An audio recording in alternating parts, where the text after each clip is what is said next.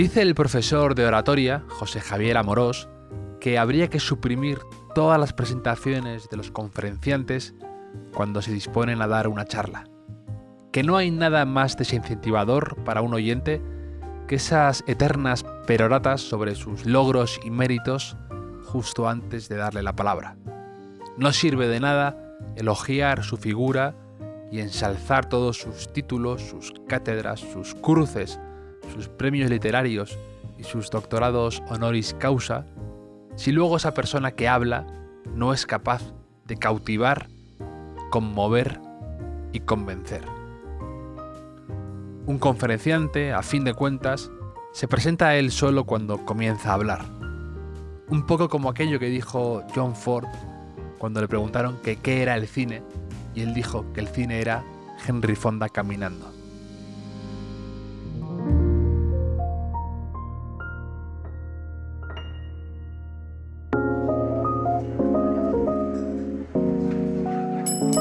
Bienvenidos al Hotel Jorge Juan con Javier Aznar, un podcast de Vanity Fair y Seagram's.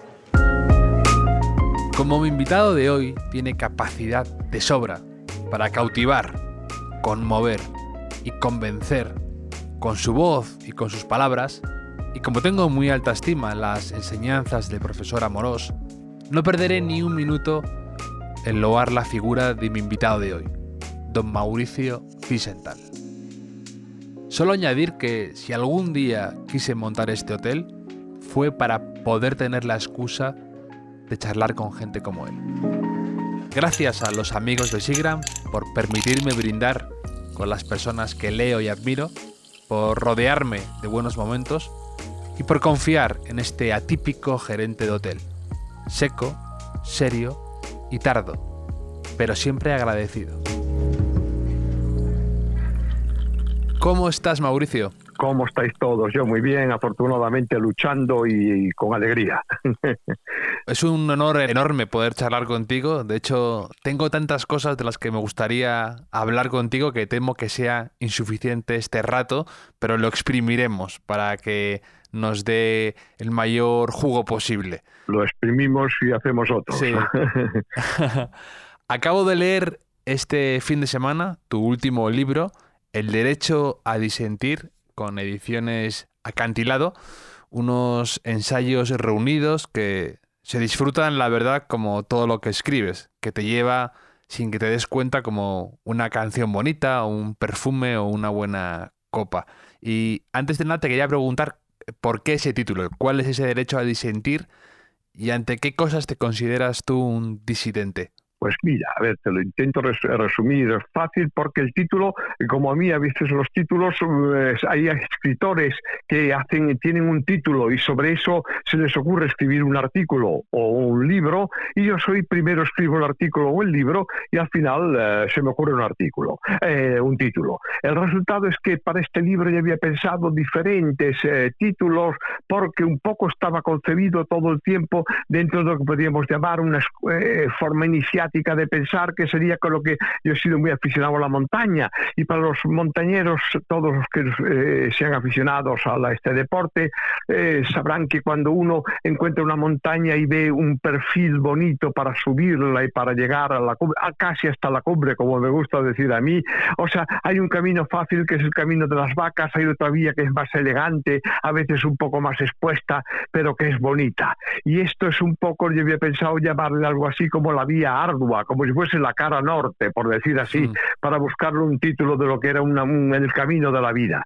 Pero luego pensé, no vaya la gente a interpretar que lo que quiere ser es un libro difícil. Y finalmente se me ocurrió esto que era tan espontáneo, hablando con mi editora, con Sandra Hoyo, y le dije, Sandra, o sea, tengo un título que es El derecho a disentir, y me dijo, me gusta mucho. Y sencillamente, para también responder a la pregunta que me haces a la vez, ¿por qué si es que yo me considero un disidente? Nunca me considero un disidente. Es más, Nunca me gustó parecer a los rebeldes que en mi época estaban tan de moda, los rebeldes sin causa, el que quería poner cara de morros ante todo lo que pasaba en la vida. Yo he sido un enamorado de la vida, para mí, he procurado disfrutarla y disfrutar de todos los momentos, los buenos, y superar los malos también con cierto espíritu deportivo. Pues todo eso me llevó sin embargo, a cuando he visto el libro, cuando yo iba viendo el libro que había ido escribiendo a lo largo de años, me di cuenta que tenía ya una cierta edad y que podía permitirme de tomar distancia sobre mi época, hablando de lo que Nietzsche llamó, él llamó consideraciones intempestivas, un Zeitgemäß en alemán, es decir, fuera del tiempo, aparte del tiempo. Y es un poco por eso este libro. Este libro son historias, momentos de viaje, momentos de disfrute de la vida, pero que hoy día se puede leer un poco dándose cuenta de que uno vive su vida, pero no tiene que ser dejado arrastrar por la corriente, y que no hace falta para vivir la vida ser llevado en la zozobra de la corriente, sino que unos ratos puede nadar también a contracorriente. Sí, de hecho yo creo que eso es algo que siempre te ha caracterizado, ¿no? Que incluso a lo mejor podría parecer por el título, ¿no? Un libro, lo que tú decías, algo duro o incluso enfadado, ¿no? Sí. Con la actualidad, pero siempre consigues transmitir un esplendor casi juvenil con tu entusiasmo ante todo y ese enamoramiento de la vida que siempre has demostrado. Eso he procurado transmitir y procuro transmitir a mis lectores, porque creo que merece la pena. O sea, la respuesta, como ya Camus lo dijo también claro, o sea, la respuesta, si a uno no le gusta la vida, estaría inmediata, que sería dejar de respirar o hacer alguna cosa así, y a uno se le ocurre enseguida buscar el aire. Más bien a uno lo que se le ocurre es ir a buscar a un sitio donde se respire mejor. O sea, entonces esto es un poco esa lucha. Este es el derecho. Si te quitan el aire, a buscar un sitio donde se respire. Si te quitan el agua, a buscar una fuente. Si te quitan el sol, a buscar donde estés. Si es la sombra, un árbol y una sombra. Es decir, un poco es la lucha de buscar. Y eso sí que creo que ha distinguido mi vida, y afortunadamente creo que buscando encontré alguna cosa que merece la pena. Alguna otra que me la podía haber evitado, pero me tocaba hacer el camino. Pero vamos, además tú has tenido 1000 vidas dentro de una vida, porque has cantado en barcos, has escrito, has viajado por todo el mundo, has ido en el Orient Express, has hecho de todo, ¿no? Y mezclándolo además, porque dices cantar, pues fue una de las casualidades de la vida, de cuando vivía en París. Un día un amigo, estábamos en un café en Montmartre, un sitio turístico que estaba vacío en aquel momento, y un amigo mío se puso al piano, que íbamos siempre juntos y cantamos, y me dice canta, y cantamos, y dio la casualidad que había allí unas muchachas que andaban, turistas que andaban visitando la ciudad, y se metieron todas en el local y conseguimos hacer un bastante lleno del local en un momento, con lo cual yo era entonces muy joven y me venía bien ganarme unos dineros, y ahí comencé, me invitaron a cantar en el local. Ahí tenía un teatrillo, todavía se conserva, y era un sitio bonito, y empecé así a hacer la vida, acompañar mi vida de esos momentos con las canciones que a mí me gustaban mucho. Eran canciones, yo fundamentalmente soy de la escuela de las viejas canciones románticas francesas, la Mircea Parceri, de aquellos autores, que la de Feuille Morte, Mon cœur est un violon sur lequel ton arche joue. Este tipo de canciones, ese será mi mundo.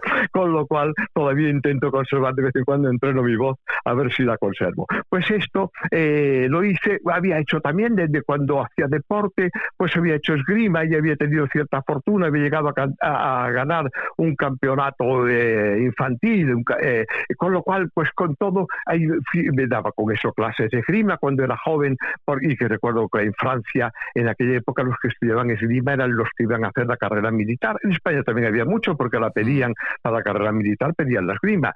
Con lo cual, el arma mía es el florete, y con lo cual, pero ellos muchos querían también la espada o el sable, y yo finalmente tenía menos alumnos, y con eso, pues iba siendo ya un profesor bastante que me costaba encontrar mis alumnos. Pero fui haciendo 20.000 cosas más. He hecho revistas, he trabajado en la radio, he hecho de extra en películas, lo que me venía a mano, cuando había un trabajo honrado, un trabajo para colaborar con los demás, vivir en complicidad, vivir en compañía, pero no como hoy día veo que algunos pobres jóvenes, o sea, en un momento determinado el mundo se les ha vuelto laberíntico y veo que a veces tienen problemas de comunicación, pese a que se dice que vivimos una época de tanta comunicación global, pues veo que los veo a veces sentados en un banco o en una fiesta que me parecen fiestas tristes, unas mascaradas tristes, donde lo que falta es la comunicación íntima, directa. Creo que no hay ninguna comunicación mejor que la de colaborar en un trabajo de equipo, un trabajo colectivo, un trabajo solidario, un trabajo que nos anima a buscar camino en la vida para nosotros y los demás. Es una joya. Y todo lo contrario de lo que hoy día se habla de una sociedad del ocio, del no sé qué, del bienestar, yo no la entiendo si no va unida al descanso del trabajo que uno ha hecho antes. Por eso ya ves, y te resumo, no quiero alargarme, que en mi vida, que he hecho tantas horas de trabajo, madrugadas, noches y de todo, ya te digo, en todo trabajo que me ponían que delante, que era honrado y podía ganarme mi vida, lo hacía, y sin embargo he hecho una vida que cuando la lees ahora, espero que cuando la leas y has leído mi libro, veas que era una vida gozosa, que yo llamo una vida de marqués, y sin embargo era una vida de trabajador con alegría. Sí, es como lo comentas en tu último libro también, que es un pequeño manual para príncipes que no lo son, ¿no? Pero que tienes ese entusiasmo por la vida, incluso en todos los que he leído tuyos, por ejemplo, todo lo de tu vida con la música en Siguiendo mi camino es fabuloso, y luego esa gran frase que me encanta y de la que también hablas en este último libro, que es el esnovismo de las golondrinas, ¿no? Que para el que no lo conozca, cuéntanos un poco la historia de esa frase, y que luego fue el título de una de tus, para mí, mejores obras y para mí de las más queridas, además. Gracias, yo le tengo mucho cariño. Bueno, el autor a veces tú sabes que hay con unas obras que tiene más cariño, en otras siente más despego, son suyas, pero Willy no puede decir lo que no las quiera, pero el esnovismo de las golondrinas sin duda es una obra por mí muy querida, porque, mira, yo estaba, cuando vivía, he citado precisamente estos tiempos en que vivía en París, he vivido en diferentes ciudades, pero entonces en París era un momento rico de la historia, de la cultura, y yo buscaba a los maestros. Tuve una cosa, los amigos me dicen, ¿cómo llegaste a conocer a las personas interesantes que has conocido? Y piensan que era una cosa un poco prevista. No, mira, igual que tú ahora me estás hablando en una entrevista, yo tenía la cosa de joven que para ganarme la vida, como colaboraba en entrevistas, en periódicos, pues con eso me tenía un pretexto que era muy bueno, que era el de poder hacer una entrevista a un personaje. Así fui conociendo a muchas personas. Así llegué a conocer a Paul Morand. Paul Morand me puso en comunicación con Gabriel, con Coco Chanel. Luego yo mismo conocí a Ionesco. Con Ionesco mantenía tertulias que al final para mi vida fueron divertidas y agradables. Es decir, fui entrando en el mundo a través de esas cosas. Y un día sentado, yo creo que estaba en la Consejería de Lila en París con Paul Morand, que ya era mayor y pienso y conocido, pero que vivió una época en que políticamente él estaba mal visto porque le acusaban de haber sido colaboracionista de los alemanes. Bueno, una serie de cosas. Sabes que la literatura cuando se mezcla con la política es una cosa horrible. El resultado es que él seguramente pues le gustaba encontrar a un muchacho que era un muchacho español que había dejado, incluso pues yo era profesor de historia de la cultura, y que había dejado todo por seguir la literatura. A él le da claro, como hoy día cuando yo soy mayor me hace a mí el mismo agradecimiento que tú y tus lectores y tus oyentes me sigáis, o sea, porque eso crea ternura en una persona mayor. El resultado es que él me ponía interés, y un día sentados allí en el café estábamos mirando hacia el cielo, ahí los árboles, recuerdo la fronda de los árboles, el movimiento, el susurro de los árboles, y recuerdo el momento pasaron unas golondrinas y él me dijo, qué maravilloso esnovismo de las golondrinas, que se pasan los inviernos en Alejandría, en Egipto, y se pasan los veranos en París. O sea, el resultado es que esto me hizo a mí, me dio la idea de cómo se podía buscar en la vida lo que era ese temperamento, ese carácter, esa lucha de buscar el mejor hábitat en cada momento y vivir con las alas siempre prestas y libres. Y curiosamente le puse el esnovismo, que es la palabra que le había utilizado, él se consideraba un gran snob, porque le daba a la palabra el significado verdadero. Aquí la tenemos maltratada como tantas otras por la ignorancia, pero snob es la palabra, se ponía S-N-O-B, o sea, sin nobilidad, sin nobleza, se le ponían los expedientes en las universidades inglesas, en Oxford, en Cambridge, o sea, se ponía en los expedientes de los que iban a estudiar no siendo nobles. Hay algo más maravilloso que la lucha de la gente que, no teniendo un título ni un privilegio para haber estado en una universidad, luchaba para ser admitido, entraba allí con becas, con ayudas, como fuese, y modestamente, humildemente se abría un camino en la sabiduría, un camino en la cultura, un camino en lo único que convierta a los seres en nobles.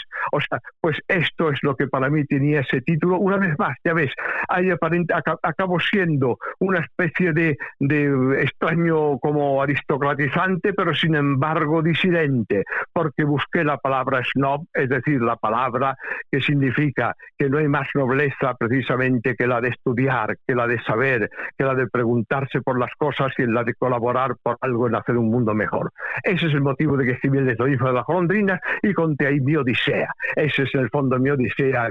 Te agradezco que te haya gustado el libro, donde cuento las historias de mis naufragios, mis éxitos, mis conquistas, mis fracasos y todo lo que eran mis viajes alrededor del mundo, las casas que en una época tuve suerte de vivir, en una época sencillamente soy ya mayor y sabes que todo era más barato el año pasado. O sea, con lo cual yo viví una época en la que alquilar una casa en Venecia, alquilar un apartamento en Roma, en el lugar más increíble, en la Piazza de la En las Azores, que lo comentas también, sí, en las Azores, que decías, es precisamente ahí lo de... En las Azores, o sea que era entonces un lugar maravilloso, donde vivía, claro está, Paul Morand también había vivido, o sea, y eran lugares donde antes de que viniese el turismo de masas, un turismo que llega a los sitios arrojando basura, que llega a los sitios sin haberse preguntado, sin saber nada de la lengua que hablan, hablando continuamente como turistas, preguntando, ve a veces programas de estos que dan por televisión o donde sea, de gente que viaja y lo primero que hace, a mí me llama la atención, es preguntar esto cuánto vale,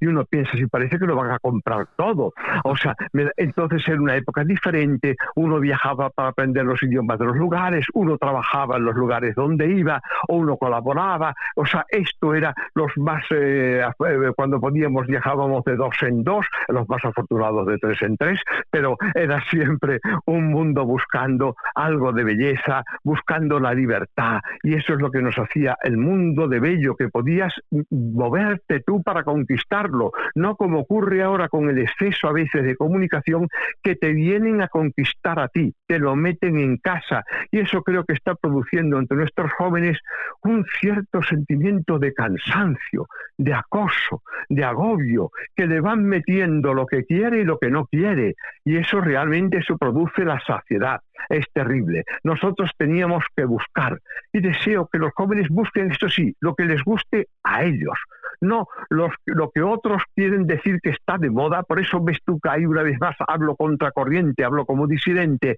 porque las modas no me han importado nunca nada. O sea, a mí lo que me importaba es lo que yo deseaba, lo que quería conocer, el placer que era para mí. A mí me importa muy poco que me digan que una canción es la que está de moda o que un baile hay que bailarlo. Yo bailo lo que le guste a mi pareja, sea como sea, y aunque estemos en un momento en que parezcamos que somos del siglo XIX.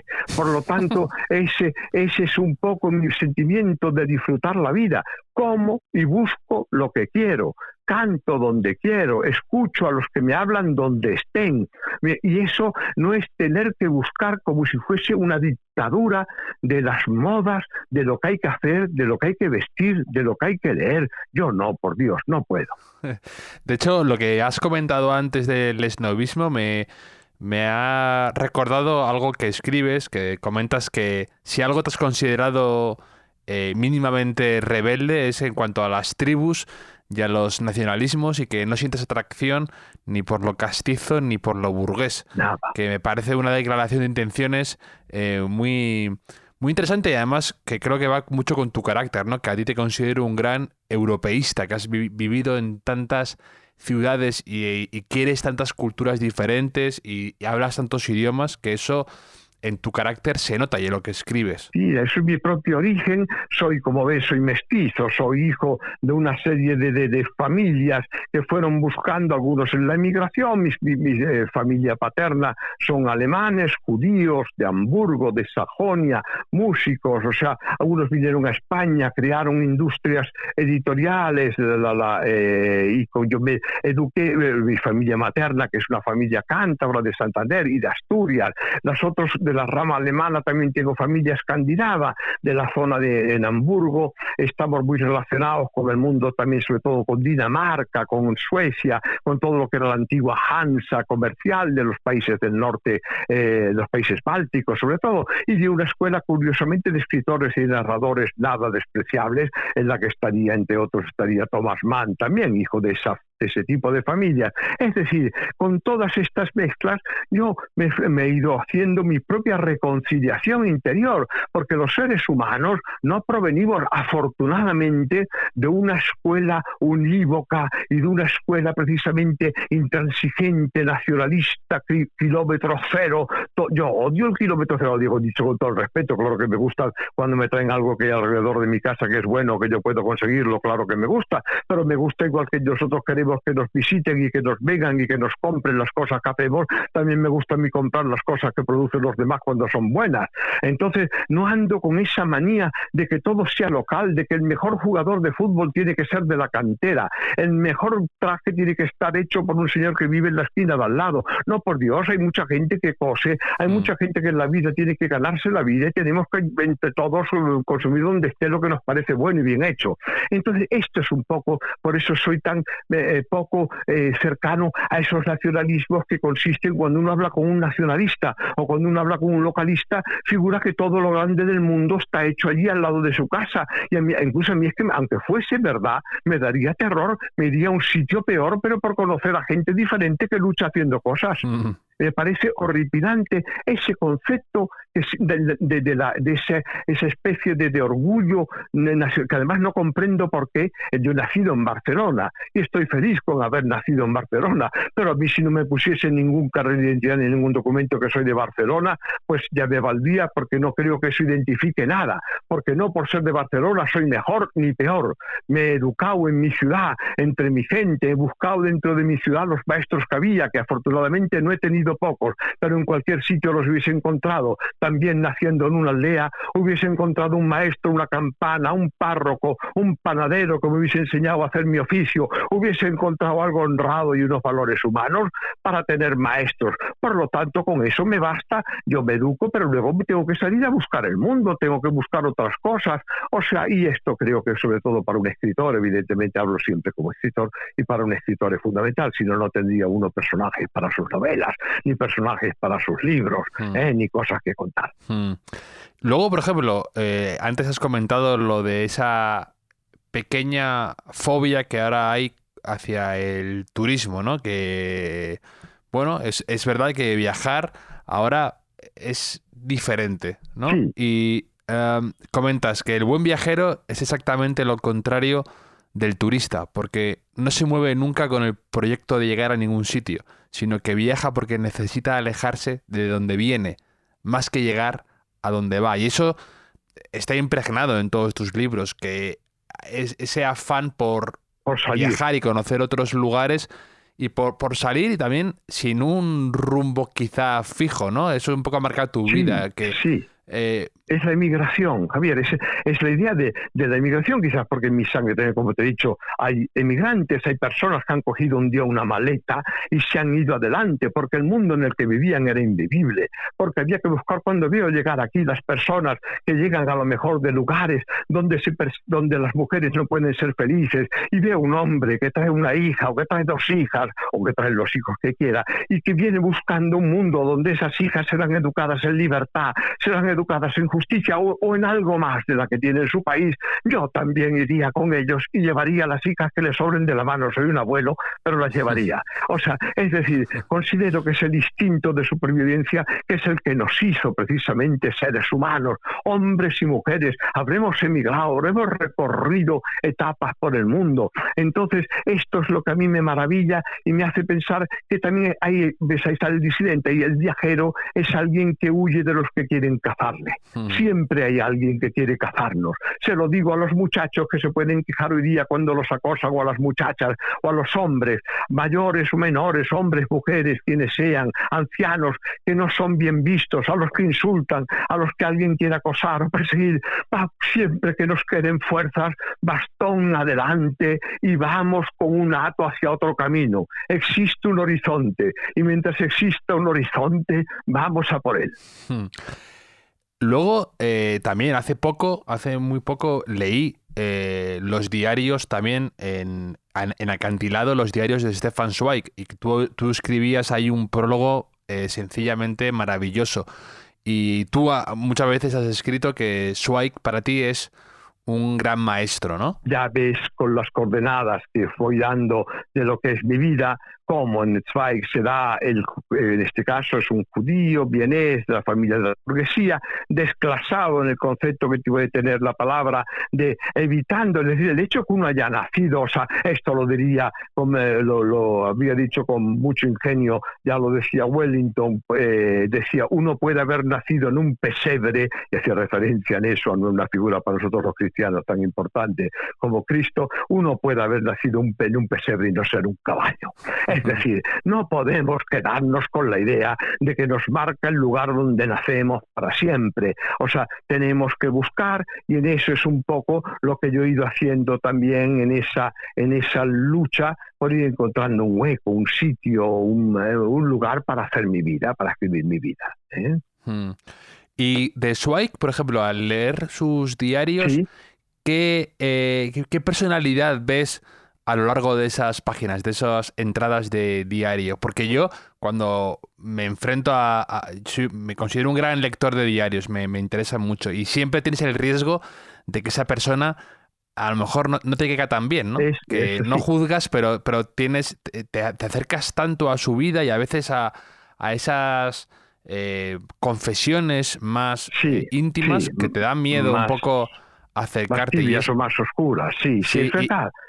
Y yo en Zweig, lo que vi al leer el libro, que lo disfruté mucho, era alguien serio, extremadamente culto, con cierta aversión a la holgazanería, no muy inclinado al sentimentalismo o a mostrarlo, terriblemente exigente para empezar consigo mismo, nostálgico, siempre con el mundo de ayer, digamos, pero con la esperanza por el mañana, y de ahí ese pesimismo sistemático a veces que tenía, ¿no? Y sus continuas decepciones. De hecho, en todas sus páginas se ve mucho que de repente quiere viajar a París porque es su esperanza, el silencio de las calles impondrá el ruido y todo eso, y de repente llega a París y le parece todo horrible, ¿no? Entonces eso es un poco como algo constante en su vida. Yo tenía muchísimo interés por saber ¿qué te parece a ti esa personalidad de Zweig y qué aprendiste leyendo sus diarios? Mira, pues los diarios, que afortunadamente para mí no fue lo primero que yo conocí, puesto que lógicamente entré con otras páginas suyas, como entran los de jovencito, con los momentos estelares,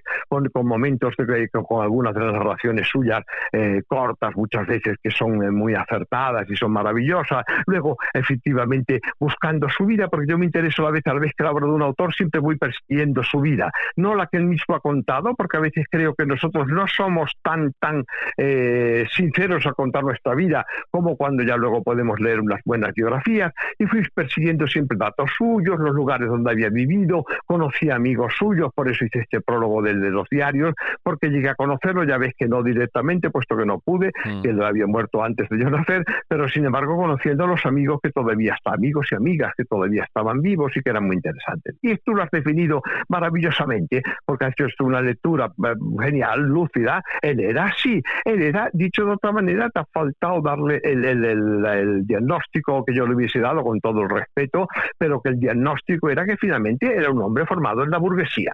tiene las represiones del mundo de ayer, las represiones de la burguesía, eso que tú le encuentras de tibio, de oscuro, forma parte de ese mundo represivo en el que fue educado. Su madre era sorda, curiosamente como la de Camille. En Camille salió un hombre tan luminoso, tan abierto. En el caso de él salió un hombre que había tenido esos problemas de comunicación con su madre de pequeño, a la que él acusa además, por la madre era de una familia judía de origen italiano, bueno, eran tiroleses, pero habían sido banqueros del Papa en Italia, en Ravenna. Él pertenecía, su padre era una familia judía muy estricta, vienesa del Imperio Austrohúngaro, con lo cual todo eso, y checa, con lo cual en todo eso él se educa dentro de un mundo muy serio, muy represivo, muy disciplinado, el mundo del orden, el mundo de la seguridad que tiene por contra, porque claro, ese mundo del orden les daba la sensación de que hasta el portero de la casa donde vivía les protegía de todo lo que pudiese ser o alguna cosa inesperada, con lo cual si él se olvidaba de la cartera le decía, por favor me deja usted el dinero al portero, que el portero le daba para pagar el pan. O sea, esto era la vida en que él se educó, y se encuentra un mundo, fíjate, cimbreado por 2 guerras mundiales, un mundo en el que se persigue a su propia familia, se le persigue a él como judío, donde hay crímenes de raza, donde hay injusticias de todo tipo, y él tenía a todo esto que hemos dicho algo que es fundamental para entenderlo y que explica por qué hay cierta amargura también en sus diarios, y es que él tenía algo de evidente, o sea, de evidente en el sentido no el señor que está delante de una bola de cristal, sino como lo había sido Rilke, también tenía ese instinto basado en su propia sabiduría, en su conocimiento de la historia, y eso le hacía que él, como iba a hacer el Jeremías, prevé que va a venir la Primera Guerra Mundial, y la ve venir, y la Segunda ya la tiene clarísima, porque dentro de la Primera y la Segunda Guerra no hubo más que una espera larga y angustiosa de lo que venía, que era un mundo marcado por los nacionalismos, por esas luchas, por esas guerras entre fronteras, entre nacionalidades, entre alambradas, una cosa terrorífica. Bueno, pues eso él lo vive dentro de aquel mundo gozoso que a la vez tú vas viendo, que son todas las ciudades de la cultura, los lugares donde se habían mantenido las reliquias del tiempo pasado, las artesanías, toda la belleza, las antigüedades, los antiguos libreros de viejo, todo aquello, la música, los violines por las esquinas cantados por un pueblo de la emigración como es el pueblo gitano, el pueblo de los zigoiners, el pueblo cíngaro, pues todo eso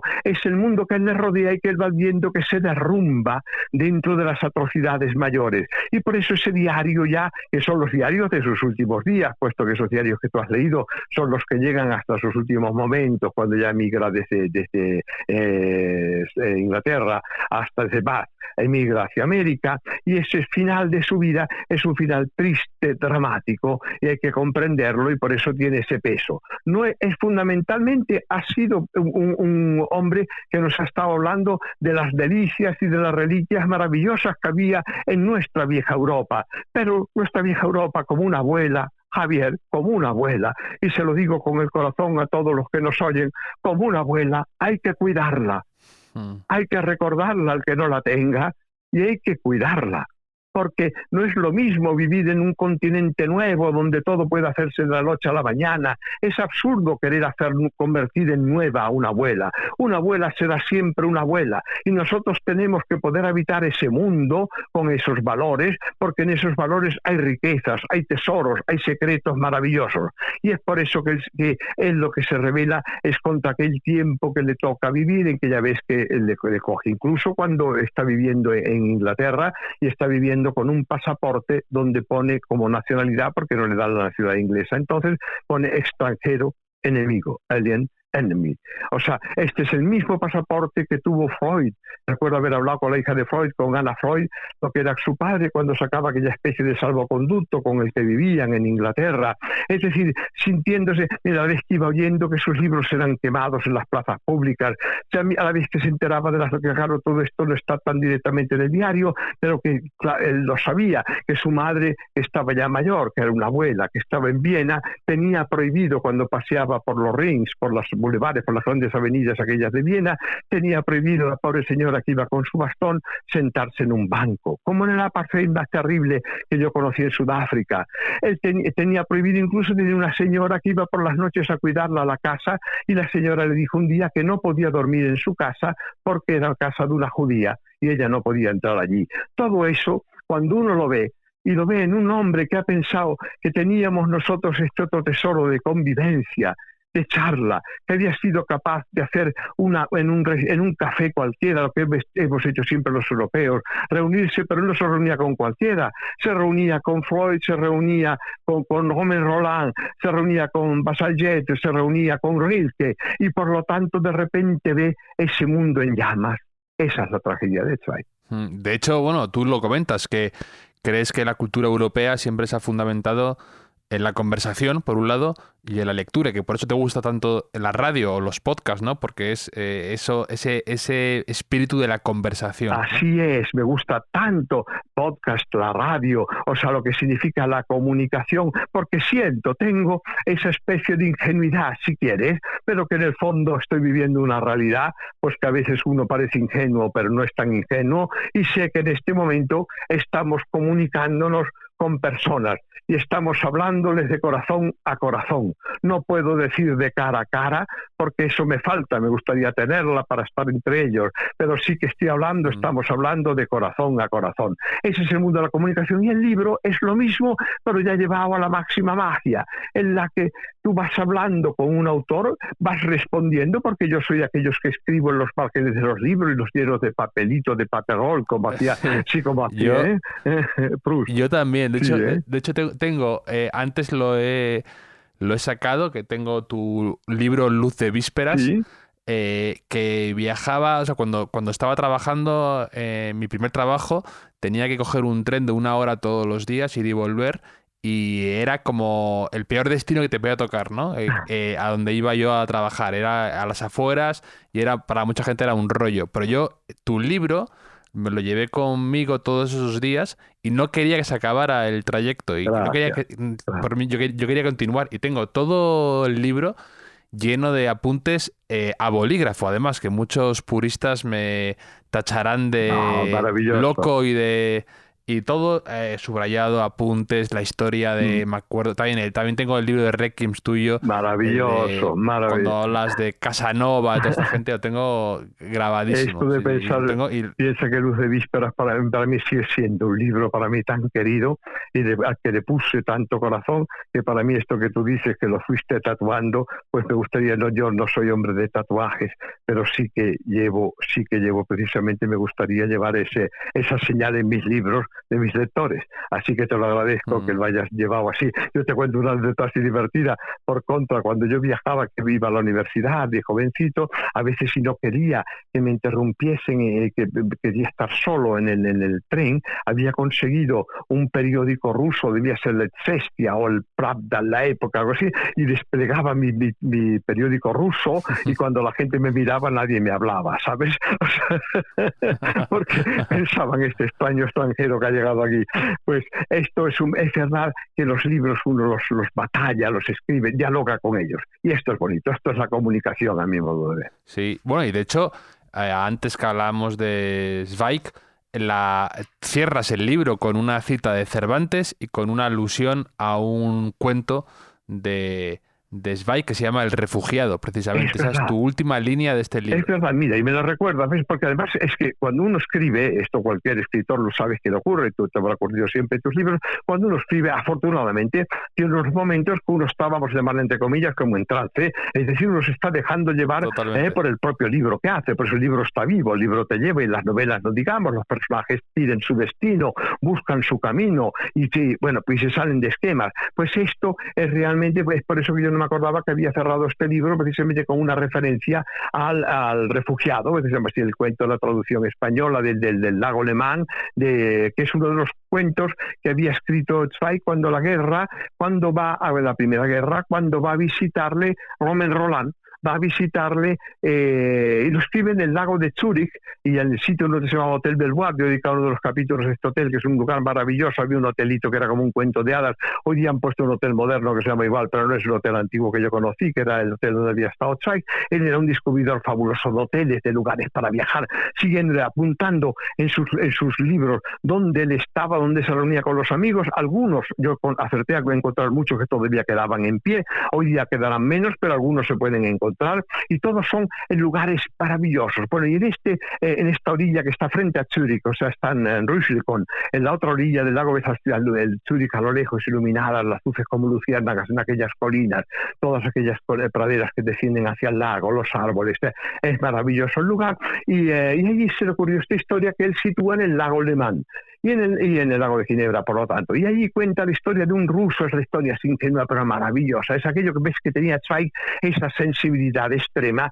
para encontrar una historia en una anécdota que quizás había leído en un periódico. Aparece en mitad del lago Le Mans flotando una balsa con un señor, y ese señor es una especie de vagabundo que habla unas cosas raras, que habla mal el francés, y que les cuenta que él es ruso. Y entonces resulta que el pobre hombre era uno de los rusos que habían venido a batallar con el ejército imperial a la guerra mundial, y había entrado en Francia, en Suiza. El hombre había encontrado en la frontera francesa, en el Vichy, donde había encontrado el lago, y él desesperado, porque lo único que pensaba en su familia, en su gente, en el mundo, en sus estrellas, o sea, en el mundo que él había conocido en la Siberia, de un lago, piensa que está en el lago Baikal, y que si es un lago, en la otra orilla está la gente que la ama.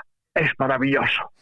Que cuando veamos un lago es un canto contra la desesperanza. Ya ves que hemos hablado de los momentos oscuros de Zweig. Ahí tienes un momento luminoso, quizás que le faltó en el último momento de su vida. Pensar, si hay un lago, al otro lado hay otra orilla, hay otros seres humanos que esperan. Merece la pena buscar un camino. O sea, ese camino de exploración, ese camino de aventura, que hoy día algunos llamarían el camino de los descubridores, porque se figuran que está hecho como van los turistas hoy día, con un mapa, y que eran unos seres que iban a ir seguro a otro sitio donde iban a encontrar un mercado y se iban a comer vivos a los habitantes del otro lugar colonizándolos. No todo era tan simple ni tan brutal, porque aquellos hombres también llevaban el alma de descubrir algo, y al descubrir se hizo progresar el mundo, se hicieron progresar las ciencias. Nosotros, por ejemplo, llevamos a América animales, comidas, armas, llevamos todos los inventos que nosotros teníamos, puesto que ellos vivían todavía en una época que era más atrasada desde el punto de vista del progreso técnico que la nuestra. Y por contra, ¿cuántas comidas recibimos de allí? Si lo que llamamos hoy día cocina mediterránea, por citar una cocina que se llama la dieta mediterránea, y que es la dieta mediterránea sin el tomate. ¿Y de dónde vino el tomate sino de México? Entonces, es tan absurdo querer reducir el mundo a una época quitándole lo que es su historia, su pasado, lo que significaban las cosas y los valores en otros tiempos. Y todo eso significa que uno tiene que entrar en la psicología de la historia. Este es un nombre, me parece rimbombante el que acabo de decir. Mejor sería decir en conocer a los seres humanos y ver que hubo algún ser humano que cuando vio un mar pensó que debía haber a otra orilla, y se hizo a la mar. Y eso tiene mucho mérito, lo diga quien lo diga. O sea, y eso en este caso, si estamos hablando entre españoles, es un valor que tuvieron los españoles y los portugueses cuando fueron a recorrer el mundo. Y más mundo hubiera que los portugueses, o sea, es así tú, o sea, yo pienso que falta a veces una especie de disposición a la vida. Estamos interpretándolo todo desde el avión supersónico, con lo cual nos montamos en un avión supersónico o un avión rapidísimo para ir de aquí a Toulouse, o sea, a unos pocos kilómetros, y estamos estropeando un maravilloso viaje en tren. Porque tenemos una distancia, porque no vamos a aceptar una distancia de 4 horas y tenemos que hacer este viaje para llegar allí, que llega uno cubierto de incultura, porque no conoces nada del país que vas a visitar, no has probado ninguna comida suya, no sabes nada de sus mercados, de nada, y llegas así, a lo mejor, que te digo ya, donde quieran, a lugares donde no hubiesen ido en la vida, pero llegas al Camerún y te encuentras allí unos señores que viven en otro orden de vida, en una cultura, en una civilización, con unos ritos, con unas creencias, y no te esfuerzas por comprenderlos, porque piensas que has salido hace 3-4 horas de París y te extraña que no esté allí la Torre Eiffel. No puedo estar más de acuerdo con esa fiebre que tenemos ahora por la velocidad y por llegar a todo cuanto antes y cuanto sea.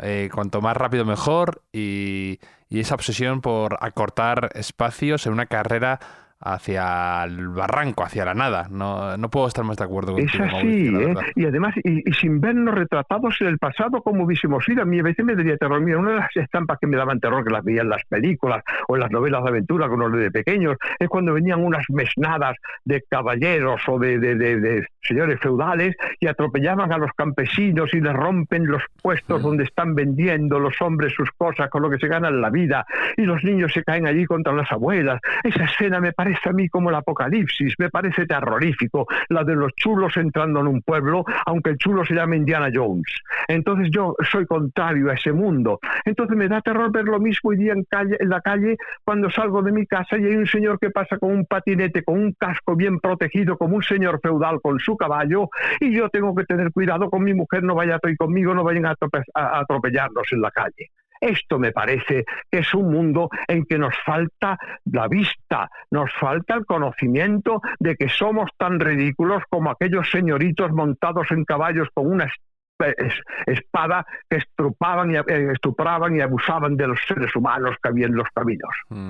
Esto lo estamos haciendo cada día en las ciudades donde vivimos. La violencia, ciertos instintos, las manadas, se habla tanto de las manadas, las mismas que las bestadas, son cobardes que se organizan en grupo y que tienen filiaciones tribales, filiaciones de pactos de sangre oscuros como un Ku Klux Klan, que los vamos dejando sobrevivir y le vamos dando libertad, que son los únicos que tienen derecho a los abusos. Esto es una cosa horripilante, porque se necesita un mundo donde los que creemos en un pacto social, los que creemos en un juego para hacer habitables nuestras maravillosas ciudades, para hacer que funcionen nuestros trabajos, nuestras obras, nuestros talleres, nuestras oficinas, para que todo eso funcione, es necesario que hagamos pactos de civilización. Vamos, la palabra ya civilización, que viene de ciudad. O sea, por lo tanto, esos pactos para vivir ese sentido social me educaron en él, afortunadamente lo he procurado desarrollar en mi vida, y pienso que sin ese sentido social de crear un pacto para entendernos, los que tenemos diferentes religiones, diferentes razas, hablamos diferentes lenguas, si no hacemos un pacto civil nuevo, un pacto de civilización, nos vamos a destrozar como seres primitivos.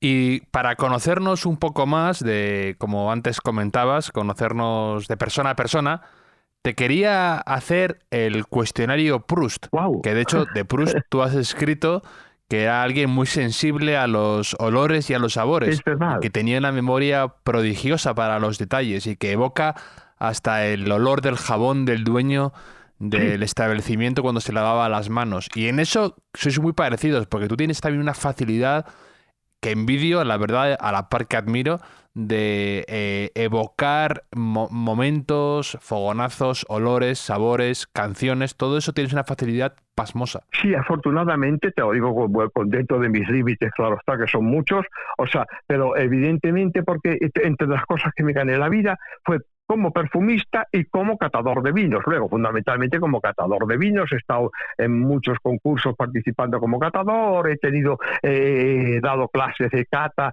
de degustación y de enología a muchos alumnos. O sea, en todas las cosas que iba haciendo, con todo eso aprendía. Y una de las cosas que me llama la atención es que a veces nos abandonemos esos sentidos, ¿sabes? Tenemos todavía, y cada día me da más miedo encontrarla, una conciencia puritana en que figuran que los sentidos son como un instrumento de la orgía, del mal, del desenfreno, de la locura. Te hago, no, los sentidos son lo más refinado que hay. No hay refinamiento sin sentidos. El que es un cazurro y es un burro, precisamente lo que tiene son los sentidos brutales que le conducen a la brutalidad. Los seres humanos, en la medida en que degustamos, en que valoramos, en que apreciamos, lo que hacemos es educar nuestros sentidos, y quien educa los sentidos, educa su alma. No hay otra conciencia que esa. Es decir, todos los trastornos mentales y todo proviene muchas veces de un abandono de los sentidos. Por eso es tan terrible cuando en la vejez las personas van perdiendo el oído, la vista, la posibilidad de andar, el olfato. Todo eso son cosas que se debilitan con los años, y por eso es tan injusto cuando cogemos a las personas que son mayores o que tienen algún problema y los encerramos sin contacto con esos estímulos de los sentidos. Por eso es tan bello que las personas solidarias y las que los cuidan les desarrollen precisamente esos estímulos y los hagan o cantar o jugar o tocar o hacer cosas que es como un mundo infantil, pero es un mundo maravilloso porque es el mundo que nos da y nos recrea 1000 veces el alma, y que es el mundo que tenemos que no abandonarnos nunca al aburrimiento. El aburrimiento es el peor tóxico que hay y por eso conduce a todos los tóxicos del mundo.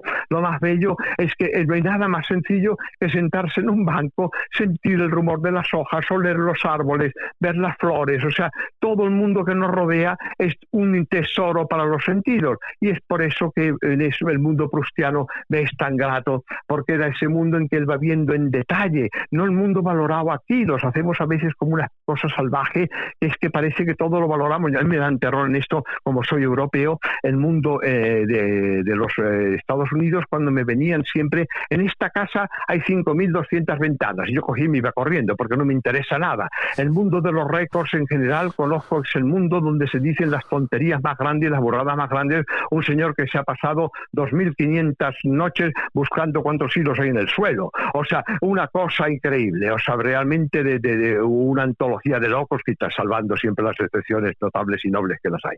Pero por lo tanto, quiero decir que ese mundo de valorarlo todo a kilos, por lo grande que es, por la fuerza que tiene, por los músculos con los que pega, ese es un mundo realmente, yo lo considero brutal. El mundo está lleno de detalles, de sensibilidades, de pequeños matices. La gente, a veces escucho conversaciones y dicen, esto es verde, esto es rojo, pero pues verde, de rojo, hay muchos matices de verde y de rojo. O sea, es increíble que una persona, y son los mismos que luego van presumiendo de que te largan un discurso en un museo o donde sea, y te largan un discurso de si una obra es de 1493, que a mí me importa 3 puñetas porque se me olvida al cabo de un rato. Yo lo que me interesa es disfrutar de la sensualidad de lo que me está diciendo la obra. Totalmente de acuerdo. Así que, si te parece, te doy... Empiezo con la primera pregunta del cuestionario Proust. Dime. ¿Cuál es tu idea de felicidad perfecta?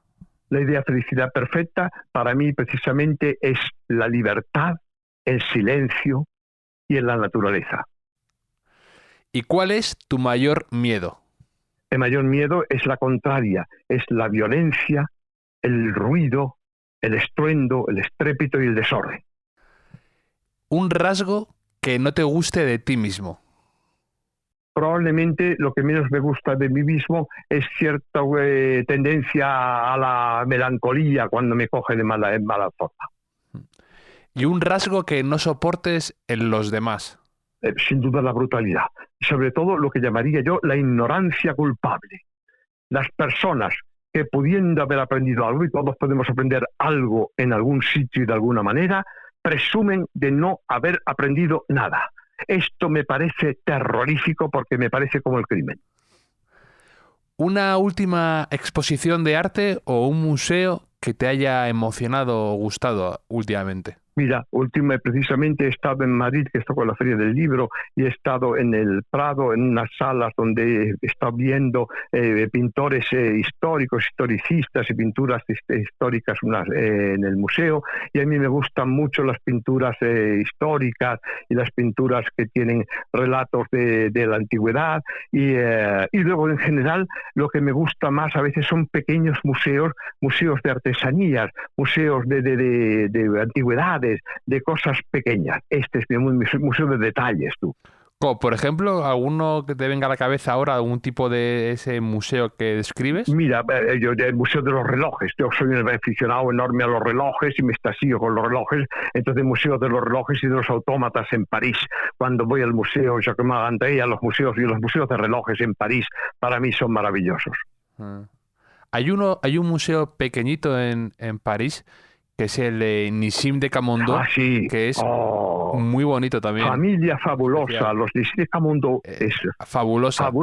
Supongo que los habrás seguido porque estos todos ellos están emparentados por los Efrusí de Rothschild, que tienen una casa donde yo iba porque es hoy día museo, se visita, que está en la Costa Azul cerca de Niza, y uno de ellos, la Beatriz Efrusí de Rothschild, tenía una casa que está ahí ya te digo, en la costa azul, y enfrente un primo suyo, que es otro de estos de los de Camondó, de esta misma familia, que es la Villa Queridos, que es una casa griega, pero como tú no verás nunca en Grecia, porque es una casa hecha por un arquitecto italiano, Pontremoli, que les hizo esta casa como sería la casa de un griego, una casa, diríamos, descrita en la Odisea, y se la hizo especialmente para este millonario.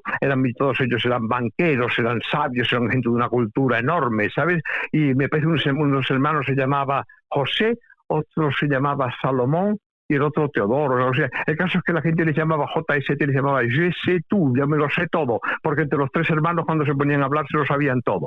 Entonces, son lugares para el patio es griego, el mobiliario todo está diseñado como en la antigua Grecia, claro, lo que ya no existe porque no deja de ser una recreación teatral. Pero ves, este tipo de museos para mí es maravilloso. O sea, yo disfruto cuando ando, bueno, y para llegar ya a una cierta ironía de humor, es que Pleyel, el constructor de pianos, les construyó un piano griego, diríamos, como si los griegos hubiesen tenido un piano, diríamos, ¿no?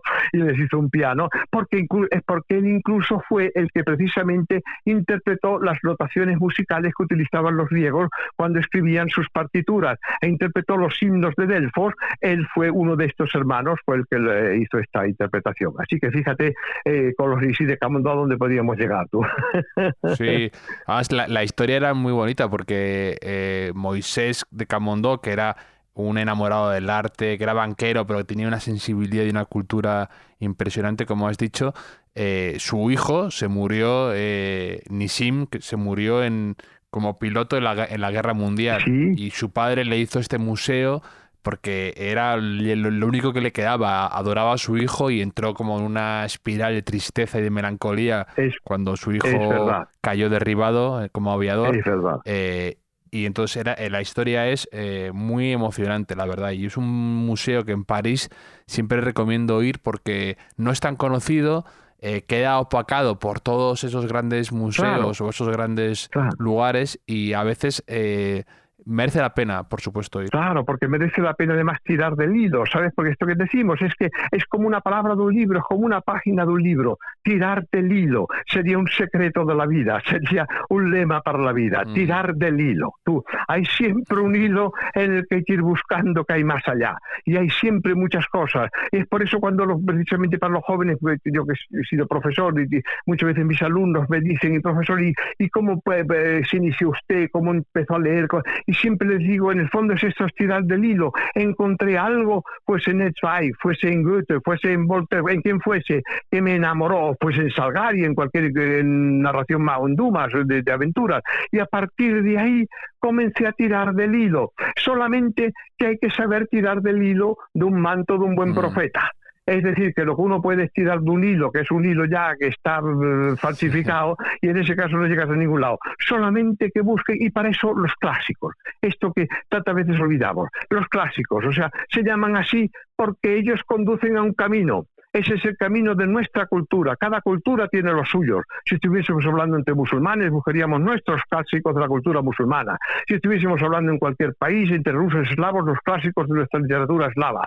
Estamos hablando entre europeos occidentales, estamos buscando los clásicos nuestros. Y ellos nos van a conducir, por mucho que hay modernos geniales. Es que lo que distingue a los modernos geniales es que no tienen, muchas veces han hecho una ruptura tan grande que detrás de ellos no queda nada, porque uno siguiéndolos sencillamente acaba copiándolos. Es decir, incluso si yo fuese pintor, no se me ocurriría nunca copiar a Picasso, porque copiar a un genio como Picasso significa crucificarme y acabar siendo Picasso, falsificándome y copiándolo. Entonces, porque no me deja otra salida. Sin embargo, si comienzo a estudiar la perspectiva clásica y comienzo con los clásicos y voy con el Renacimiento y voy trabajando, voy a conseguir hacer en mi época algo que es como hizo Picasso, algo que pueda ser distinto, pueda llegar a donde quiera, pero habiendo tenido una escuela. La escuela no puede ser rupturista puede ser el creador. La escuela tiene que ser una escuela formativa donde mantenga las tradiciones, mantenga la memoria, porque la memoria no está en Internet, como algunos dicen, no. La memoria está en nuestra corazón, en nuestra cabeza y está actuando en nuestra vida, porque como la vida nos exige soluciones inmediatas a problemas inmediatos, hay que poner en marcha no ningún aparato, hay que poner en marcha la memoria que tenemos asumida y que tenemos vital en nuestra propia naturaleza. Y eso es fundamental, eso nos hizo precisamente, nos hizo ponernos en pie, nos hizo tener una visión en colores, nos hizo ir progresando como seres humanos, como sapiens, a través de la memoria. No olvidemos todo ese tesoro que tenemos y no vayamos a dejarnos caer en la tontería de pensar que la memoria no es creativa. Pues mira, lo de tirar del hilo me parece un nombre fantástico para tu siguiente libro, porque creo que has dado en el clavo con lo que tú haces, que es cuando hablas de una canción o de un hotel o de un viaje o de un autor, cómo tiras de un pequeño hilo y te va llevando a un montón de otras historias inesperadas y por el camino aprendes sin que te des cuenta. Así que me parece un título maravilloso para tu siguiente libro, que espero sea dentro de poco. Lo haré con mucho gusto, claro que sí. Y lo de la memoria me parece además que enlaza fenomenal con mi siguiente pregunta, porque de hecho hace no mucho leí una entrevista a George Steiner que decía que él defendía de forma muy encendida la memoria, ¿no? El uso de la memoria en el colegio. Claro. Que parece que ahora está denostada aprenderse algo de memoria, y decía que cuando te aprendes un poema de memoria ya viaja contigo siempre, ¿no? Y que ya está contigo dentro. Es así. Y yo hace poco me hice el ejercicio para una charla que tuve que dar de aprenderme un poema de memoria, era uno de Juan Ramón Jiménez, y la verdad es que aprendes mientras te lo estás estudiando o leyendo o memorizando, aprendes y ya va contigo siempre. Yo te quería preguntar si tú tienes algún poema que siempre viaje contigo y que te sepas de memoria. Más bien llevo canciones, ¿ves? Los poemas, evidentemente, cuando los reclamo, los encuentro a trozos, ¿sabes? A veces, pero muchas veces canciones. Y tengo incluso ¿sabes? De vivir en Andalucía, puesto que yo he vivido mucho tiempo en Jerez, en Cádiz y todo eso. Tengo a veces de aquellas canciones que cantan la gente en el pueblo, y de repente pues me vienen seguidillas, canciones así, ¿sabes? Un céntimo le di a un pobre y me bendijo a mi madre.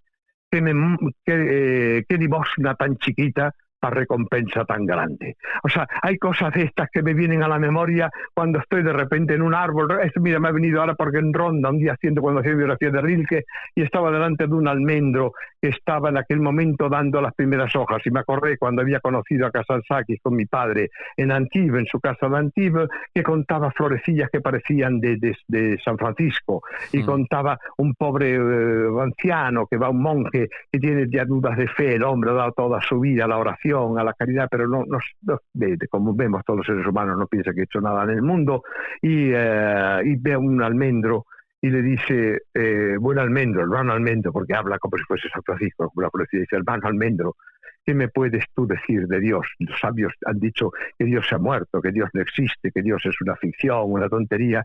Y si cuando le pregunta, hermano almendro, dime algo, ¿puedes decirme algo de Dios? El almendro floreció. Recuerdo a Kazantzakis con sus ojos color aceituna oscuros, sus gafas de concha grandes, contemplando como emocionado en una especie de arrobo, contándome esta historia a mí, que era un niño pequeño, que era un niño jovencito, adolescente, que iba con mi padre y que lo veíamos en su casa, donde él hablaba en un francés, lo recuerdo muy divertido porque cometía errores cuando hablaba el francés, ¿sabes? Y yo pensé que llevaba mucho tiempo en Francia, pero él era así, era un poeta maravilloso. Pues me acuerdo de estas cosas por eso que decimos, porque son cosas de la memoria. Ya ves, mi memoria fundamentalmente me fluye sola, pero la memoria es como una noria. Los canciones de la vida van dando vueltas y te van sacando del alma canciones, y esas canciones son la propia vida, son tu propia historia, son la gente que has conocido, oyes las voces, los momentos. Ahora mismo he visto la cara de Kazantzakis, he visto sus ojos. Un café en el que te guste especialmente escribir, porque de hecho tú lo comentas, que te encanta ir a cafés y escribir tus libros ahí, ¿no? Mira, a mí el Café Central de Viena mucho, mucho, porque he pasado muchos momentos de mi vida en él, pero soy capaz de, ese te lo digo así como café conocido por la gente, por todos, pero yo me organizo mi campamento en un café muy pronto, porque tengo una capacidad enorme que es la concentración. Sé concentrarme y no me distraen, o sea, por eso odio el ruido cuando ya es un estrépito muy grande o un alboroto, porque no me deja en paz. Pero si no, la gente puede estar contando sus historias, los novios se cuentan sus historias, jamás de ninguno de ellos yo seré el impertinente que escuche ni sus conversaciones ni sus suspiros, porque yo me aíslo en mi trabajo y estoy en mi mundo. O sea, por lo tanto, soy un habitante de café que solamente agradezco el calor animal de la compañía de otros seres que hablan tranquilamente, juegan una partida, charlan, se enamoran. Eso para mí es la vida y es nuestra vida europea, y eso me encanta a mí, el mundo ese de los cafés. ¿Y en qué escribes? ¿En papeles, una libreta? Tengo curiosidad por cuál es tu rutina escribiendo, tu campamento, como has dicho. De todo, mira, yo llevo desde los libros que me utilizan, las páginas blancas de los libros míos están escritos de todo lo que se me va ocurriendo cuando estoy leyendo los libros y se me ocurren escribir otras cosas o hacer mis comentarios. Luego, mis libretas, tengo cientos de libretas en casa. Luego, como cosa más original, para no casar, porque papeles, evidentemente muchos, cuadernos, tengo la casa llena de esto, pero luego, una de las cosas que más original es que yo desde jovencito tenía la costumbre, porque como soy fetichista, en esto soy prustiano, de los papeles, ¿sabes? Los papeles de sobre todo los antiguos. Hoy día ya no hay tampoco. Un día fui en Mallorca, recuerdo, en un sitio en Palma de Mallorca, no, era por ahí cerca, en Deyas, en alguno de los pueblos. Bueno, voy a pedir un papel en una librería y me dice esa señora, ¿es usted todavía una persona que utiliza papeles? Dice, porque ya nadie utiliza papel. Entonces yo he sido de coleccionar incluso los papeles con membretes, que algunos muy bonitos e historiados, que tenían los hoteles. Igual que había etiquetas para las maletas que yo coleccionaba, sí, había los papeles con membretes de los hoteles. Y yo tengo una colección de papeles, que es una de mis colecciones bonitas, que yo considero que son bonitas, porque en ellos yo lo que hacía es que escribía, cuando llegaba a un hotel, escribía una carta, me sentaba en la terraza, lo que fuese, en Venecia, si llegaba a un hotel donde había estado, yo elegía los hoteles, siempre los he elegido en un hotel donde sabía que había estado Chateaubriand, o que había estado Proust, y bueno, y pues yo me escribía una carta con mis primeras sensaciones de la ciudad. Y con eso, cuando luego llegaba, yo me la enviaba, y cuando llegaba del viaje, tenía de los lugares donde había estado mis primeras apreciaciones, lo que yo esperaba, lo que yo buscaba, lo que yo sentía, es decir, ponía mi alma en marcha. Y por eso este libro que ahora estamos hablando, El derecho a disentir, recoge muchos de aquellos convertidos ya en ensayos. Ensayo, la palabra ensayo puede asustar a mucha gente. Ensayo es una palabra muy bonita, viene del italiano assaggi, los ensayos, ensayar, como decimos bien en español, y Montaigne le dio fama a esta forma de escribir también con sus essays, pero tantos pensadores. El ensayo no es sencillamente como una cata, se dice, los vinos se ensayan, se catan, es decir, la comida se prueba, es una prueba, y un ensayo no es más que una prueba, una cata, y es una cata de pensamiento, de vida, de ideas, y no es hacer un libro de viajes o de memoria, no sé, es sencillamente lo que en un momento improvisa como un esbozo, y todo eso lo fui yo dejando en aquellos papeles, y ahora al cabo de los años, 50 años después, yo colecciono ahí mi libro de ensayos, donde hay tantos recuerdos de un tiempo que para mí sigue vivo y que quiero comunicar precisamente a mis lectores y a mis amigos. De hecho, has mencionado lo de los papeles con membretes de los hoteles, y yo que colecciono, o sea, no colecciono, que guardo muchas cartas que se escribían mis abuelos con amigos o mis bisabuelos, y hace poco estaba descubriendo justo una carta de un hotel en Tánger, en Tangier, en Marruecos, del Minas Hotel, y es precioso todo el papel. Minsa Hotel lo conozco.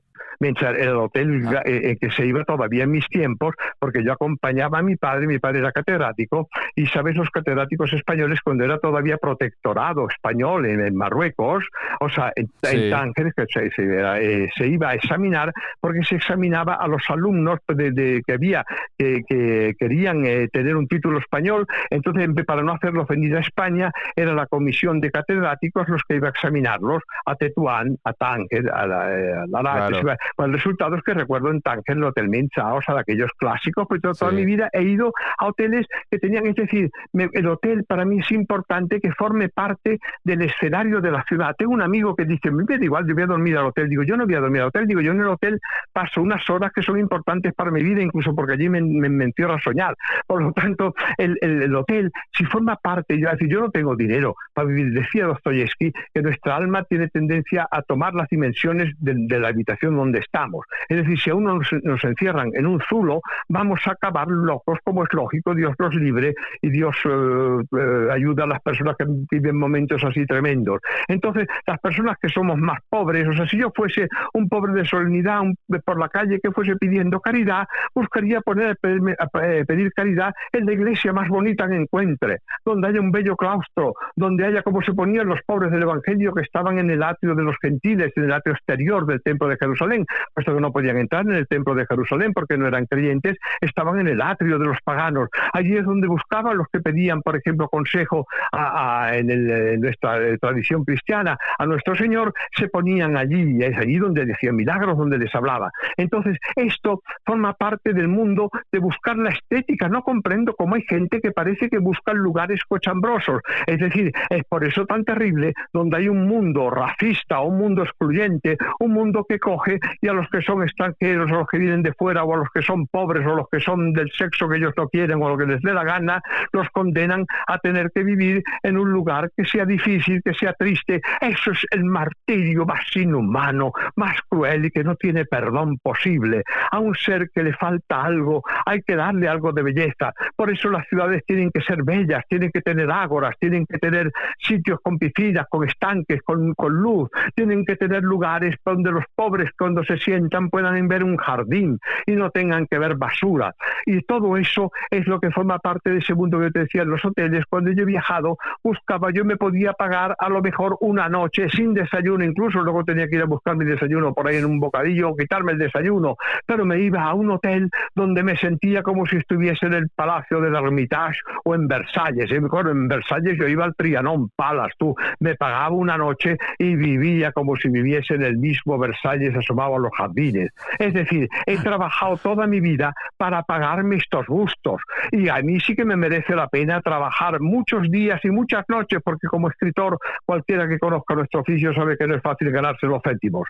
Entonces he trabajado muy duramente, o haciendo 20.000 cosas, o cantando, o haciendo, pero para estar en un mundo bello, en un mundo gozoso. Cuando he cantado en los barcos, estaba rodeado de fiestas, de orquestas, de un mundo que era bello. Yo era un desgraciado, pero yo, desgraciado, no quiero llevarme nunca, porque sería como una hipocresía. Era un hombre feliz que vivía libre y que se movía como un pájaro de un lado a otro, pero era un joven alegre y un joven que buscaba la vida y buscaba la compañía de los demás, gente bella de corazón. O sea, esto es un poco lo que me parece que es esto que te estoy hablando ahora de este canto de los hoteles, porque hay hoteles que merecen la pena conocer. Aunque sea, me dicen los amigos, ¿cómo fuiste en el Ritz? A tú siempre en el Ritz, me dicen, a tomarte un café con Coco Chanel. Digo, yo no vivía en el Ritz, hijo, que yo estaba, ella tenía el taller en la Rue Cambon, al lado del Ritz de París, y yo iba al café que tenía, que lo había el mismo César Ritz. Claro, yo me ocupaba de saber quién había diseñado aquel café, los muebles los había hecho un poquitito más sillas y todo un poquitito más pequeñas,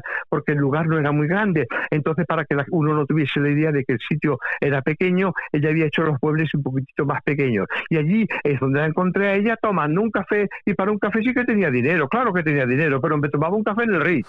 O sea, es que es absurdo tomarme un café de mala manera en la calle o en una apretura, si me puedo sentar en una terraza a dar de comer a un señor que tiene ese negocio, a unos señores, unas señoras que están trabajando en él y sirviendo para que los demás estén felices, y yo no voy a ser capaz de dejarme allí el dinero y me lo voy a gastar en una cosa que no sé para qué vale, electrónica que no sé utilizar porque es tan complicada. Pues me compro un instrumento más sencillo y sin embargo voy a desayunar en un lugar donde encuentro a seres humanos, y un buen café. De hecho, en tu libro hablas mucho también del desayuno, ¿no?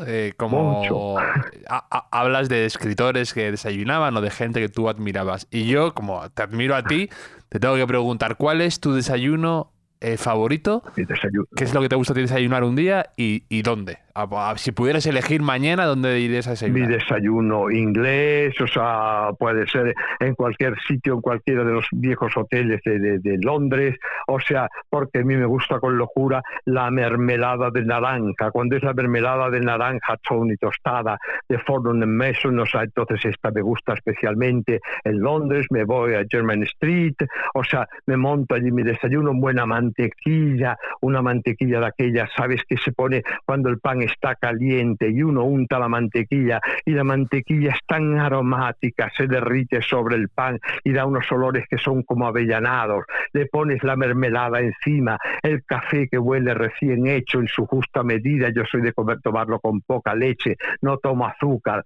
Todo eso me resulta maravilloso. O sea, porque la fruta también, si hay, o el müsli, cuando estoy en Suiza, por ejemplo, mira, uno de mis sitios donde yo los veranos voy y alquilo un apartamento de toda mi vida y me estoy una semana, no tengo para más, pero me dice este año un amigo que él le costaba un hotel, había encontrado al pobre hombre, que se ve que no había tenido mucho éxito, y le costó un hotel que era como una especie de campamento, y sin embargo le compraban más caro de lo que yo consigo mi apartamento en Suiza, porque la Suiza, para los que lo conocemos, que yo estoy en Suiza, entonces es muy barato si uno no se dedica, claro, a comprar en los almacenes más caros. Yo en el pueblecito, en la aldea, es una aldea de vacas, en la aldea hay una tienda de ultramarinos pequeñita, un supermercado, allí me compro mis 4 cositas que me las cocino en mi apartamento, o sea, eso sí, me voy a desayunar esa parte cada mañana en la pastelería, que me conocen de toda la vida, yo les conozco de toda la vida,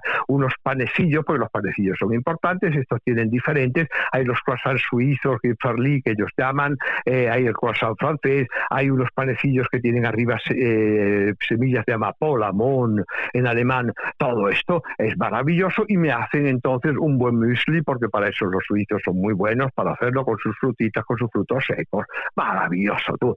Es que, ¿sabes? Eso para mí es el comienzo del día, es una maravilla, es un dinero el de mi desayuno que me lo gasto tan feliz y me voy luego a pasear por el lago, por el bosque, donde me encuentro de vez en cuando siguiendo las huellas de Nietzsche, porque es Nietzsche quien escribió allí su Zaratustra, por eso voy de siempre a ese pueblo. Han ido todos los europeos allí, está en el corazón de la Engadina, en Suiza, en la frontera con Austria 20 kilómetros, Italia 12. Por lo tanto, a mí me gusta estar así entre países, en la frontera, para no ser nacionalista de ningún lado. Me gusta compartir diferentes. Entonces, en un sitio te saluda un señor que habla alemán, en el otro que habla el Deutsch, el dialecto. Ellos tienen el propio suyo, su propio idioma, que es el Romansch, el idioma que es un idioma latino. Y te dice, uno te saluda alegra, el otro es un austríaco que está de paso y dice Grüß Gott porque es católico. El otro, o sea, te vas encontrando la gente por los caminos, y yo paseo, me meto en el bosque por un lugar donde no hay gente, porque lo conozco los caminos, y recuerdo un día, cuando era ya el atardecer, que era una hora muy buena en este caso para pasear ya sin gente, y recuerdo la hora del crepúsculo, se ponía el sol sobre el lago, se oían los pájaros que iban buscando ya sus nidos en los árboles, el alboroto, aquel que precede a la hora del silencio maravillosa y mágica de los bosques, y recuerdo una corza parada delante de mí, alta como yo la veía, mirándome a los ojos con aquellos ojos esplendorosos y grandes, y escudriñándome a ver si yo era digno de entrar en su reino.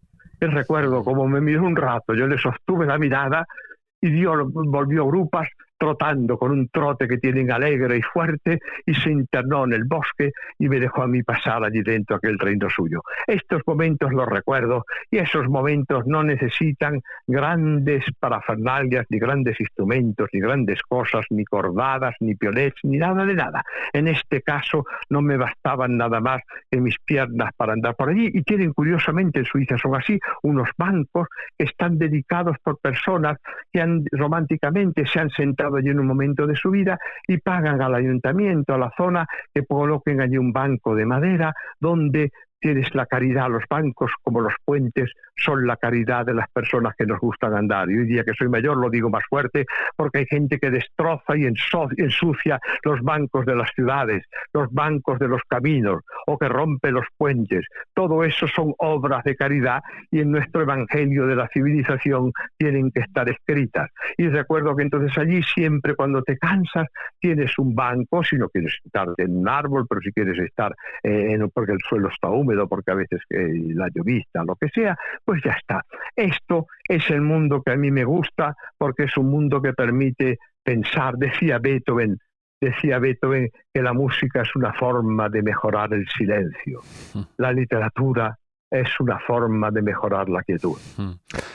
De hecho, otro gran cliente de hoteles que también estaba por Suiza, por el lago Alemán, creo que también que has comentado, era Nabokov, ¿no? También otro gran habitual de hoteles. Nabokov, que personaje genial, cuando él hace sus recuerdos, todo el mundo recuerda más por Lolita, porque es lo que le llevó al éxito, pero Nabokov, o sea, le recuerdo algunas entrevistas que había visto con él en la televisión en Francia con Pivot, recuerdo una inolvidable, y recuerdo cosas de su vida, de porque él había nacido, como sabes, en San Petersburgo, porque él era ruso. Y él era, claro, un habitante de estos de hoteles, como lo había sido también Roth, como lo había sido Zweig, como lo habían sido tantos. Camba, claro, Julio Camba, tú sabes, con el Palace y sus historias con el Palace, y pues estos personajes que los tenemos en nuestra literatura, también en nuestra tradición. Y Hemingway, que tú dices que tú estás convencido que iba al Hotel Florida, no al Palace. Sí, señor. Muchos biógrafos comentan, te lo digo, ¿no? Porque en el Florida lo he conocido yo siendo un niño, y te cuento si quieres directamente a la anécdota, porque el Hotel Florida, maravilloso, el Hotel Florida estaba ahí en la Plaza del Callao. Sí. Entonces, había sido el hotel de los corresponsales de guerra y por eso él había estado en ese hotel, por eso había conocido el Florida cuando la guerra de España, cuando la guerra civil española. Entonces, yo estaba con mi padre y con mi hermano, que era pequeño. Mi hermano ya murió, lo tengo bien en la memoria, era 8 años más pequeño que yo, y con mi hermano habíamos estado ¿sabes?, haciendo una excursión en el Escorial, o donde fuese, y el resultado es que él se había traído un pececito, una carpa, no sé qué había encontrado, en un tarro, en un botecito.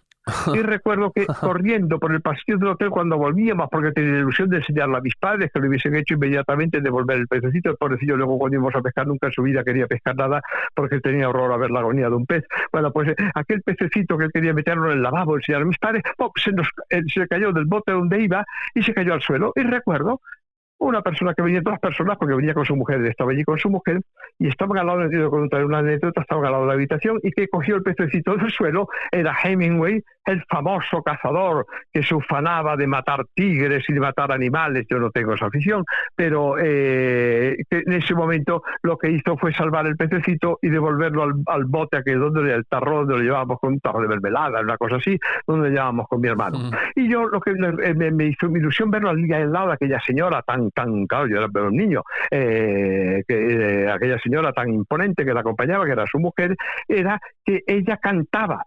Y ella cantaba, sé muchas historias de él, porque luego pues lo he seguido hasta Los Cayos, buscando su memoria y eso, porque su mujer cantaba napolitanas, canciones napolitanas, y yo me despertaba por la mañana oyendo la voz espléndida de aquella señora. Cantaba muy bien, no sé si esto la gente lo sabe, cantaba muy bien, y cantaba, que esto es lo curioso, zortzicos vascos, que son maravillosos. O sea, cantaba Maite, Shumaite, o sea, cantaba cosas preciosas, y me enteré luego que eso ella lo había aprendido porque Hemingway era amigo en Pamplona, o no sé dónde era, de un sacerdote vasco, que le había enseñado a ella esas canciones de nuestras montañas vascas. Y era maravilloso oírla a ella despertar o escuchar. Yo creo, me parece recordar que ella cantaba este villancico inolvidable, esta canción de nana, esta canción de cuna vasca. Aurchopolita se ascan dago. Bueno, pues esta canción. O sea, y la recuerdo, fíjate, mi despertar con la voz de aquella mujer y de este cazador loco que andaba por allí. Así que el dato que te estoy dando es completamente histórico. Qué maravilla, qué maravilla. Un olor favorito. Es difícil, que tú te has dedicado al mundo también de los perfumes, pero algo que a ti te guste especialmente y que te guste ponerte, o cuando o que te lleve a algún sitio en tu memoria, algún olor especial. Mi perfume fue siempre la lavanda. es mi perfume provenzal, pero la lavanda, yo siempre, pero sin embargo, pese a que es mi perfume provenzal y que me recuerda a Grasse y me recuerda a los campos de Provenza, sin embargo, yo siempre la lavanda inglesa, porque me gustaba, tiene un punto diferente que se me hacía a mí más gustoso, y por eso la compraba en Penhaligon's. Siempre yo compro los mismos sitios, aún sigo comprando siempre mi perfume en Penhaligon's, y compraba la lavándula, que es un perfume de lavanda que hacían en Penhaligon's. Y ahora utilizo de ellos también, pero cambié un poco porque al hacerme mayor creo que el cuerpo hace también sus cambios, y entonces pensé, busca lo más fresco que encuentres, y utilizo un perfume más cítrico que también tiene su historia, pero es fetichista total. Mi perfume que utilizo de Penhaligon's, la casa famosa inglesa, es Blenheim Bouquet. Este es Era la de Churchill, ¿no? Y sobre todo la de Oscar Wilde. No sabía lo de Oscar Wilde. Evidentemente la utilizaba Churchill, has acertado, pero es la que utilizaba Oscar Wilde. O sea que, por lo tanto, me gusta siempre, porque como le tengo un cariño especial a Wilde y detesto, entre otras personas, a los seres humanos que se meten con los seres humanos, que se meten con otros seres humanos por su sexo, por su género, por las cualidades que tengan. O sea, entonces por eso me gusta ponerme ese perfume que le gustó a Wilde, y que quizás es un homenaje, porque recuerdo siempre una anécdota que yo tengo contada en mi biografía de Wilde, que es cuando en el momento en que él fue condenado, después del juicio sucinto, brutal y agresivo que le hicieron por la denuncia que llevaba y todo, y en el momento en que lo condenaron y el poeta salió condenado, este era un señor desconocido que estaba allí en los juzgados, digamos, y que al pasar se quitó el sombrero. Creo que debemos quitarnos el sombrero delante de los seres a los que se condenan cuando no tenemos un motivo para saber por qué son condenados. En cualquier caso, nunca tirar una piedra de más. Otro gran, creo que también vivió en hoteles, ¿no? Y en los últimos días de su vida, creo, además.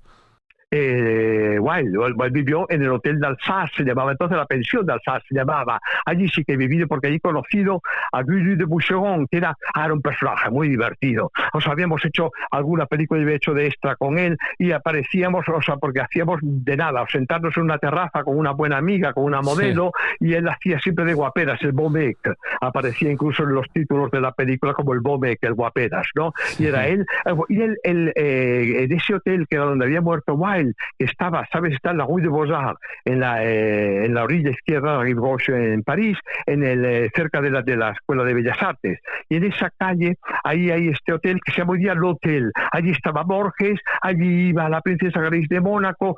Es un lugar histórico donde he visto personajes y muy curioso. Y entonces en este hotel, Boucheron lo decoró de una manera maravillosa, porque él tenía un gusto exquisito. Utilizaba, por ejemplo, el color violeta, que entonces era un color que no se utilizaba tanto, y utilizaba para crear unas moquetas violetas, unas cortinas, y luego un detalle que era propio, yo había conocido ese detalle en Topkapı, en Estambul, en el harén de Topkapı hay habitaciones que tienen fuentes, porque claro, las fuentes evitaban que se escuchase en aquel sitio donde había tanto espionaje y tantas intrigas, se escuchaban las conversaciones de una habitación a la otra. Y en este hotel él había puesto una fuente que desgranaba allí sobre la taza sus gotas de agua, el surtidor, y en esa canción del surtidor, si había susurros de mesa a la otra, nadie podía escuchar de una mesa a la otra. Y era maravilloso. Esto era el Hotel d'Alsace, donde murió durante la exposición de París, murió ya, pobrecillo, con el pelo teñido,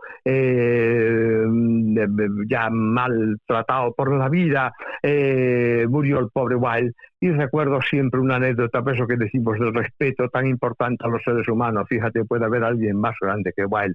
O sea, entonces recuerdo contaban anécdotas de Gide. Gide tenía mala lengua y era de aquellos un poquitito de criticar a los demás, sobre todo porque se había hecho famoso escandalizando. Bueno, el resultado es que un día